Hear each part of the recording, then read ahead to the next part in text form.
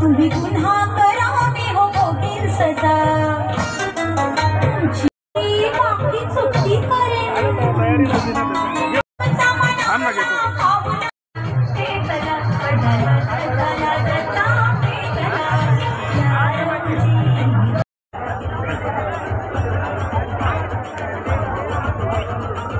चला सरकार गोविंदा पथक जो 5 रनांची सलामी देण्यासाठी सज्ज झालाय. थर लावण्याची मात्र सुरुवात झाली.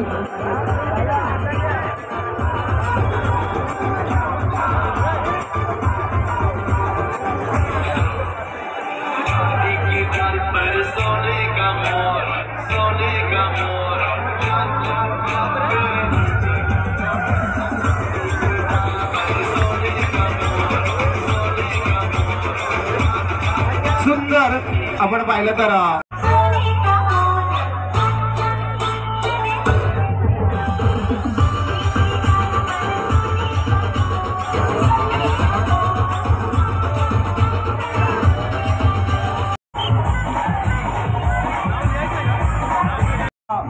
पुढचा जो मंडळा प्रथम दही दुधावर माझा हक्क आहे, आमच्या बाळगोपाळांचा हक्क आहे. आम्ही खाऊन झाल्यानंतर राहिलं दही आणि दूध तुम्ही मथुराला विकून द्या, तोपर्यंत आम्ही तो घेऊन देणार नाही. ही श्रीकृष्ण चैतन्याचा गाडा अभ्यास केला ते तुम्हाला कल्पना येईल. धन्यवाद मित्रांनो. गेली 10 वर्ष आम्ही हा उपक्रम सातत्याने आम्ही करत असतो.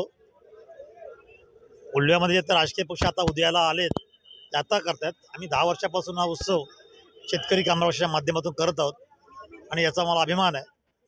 खरं पाहता दहीहंडी उत्सव श्रीकृष्णाचा जन्माचा उत्सव हा आनंद सोहळा आहे आणि या आनंद सोहळ्याला सगळ्या जमलेल्या आनंद यात्रेला माझा नमस्कार. खरं पाहता श्रीकृष्णांनी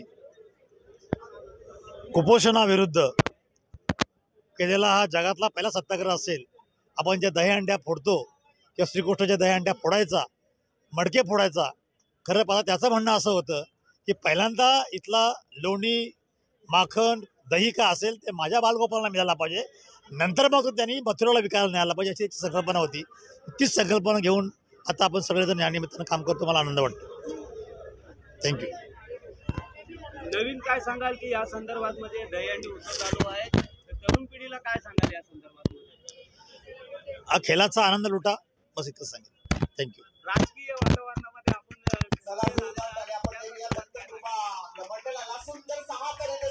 राजकीय काय राजकीय क्षेत्रामध्ये आपण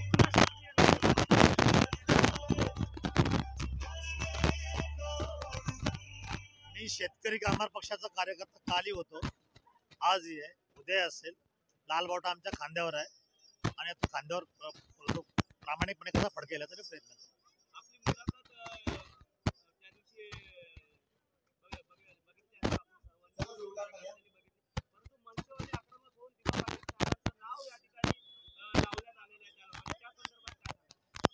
मनसेवाले आमच्यासोबत असलेला आनंद आहे.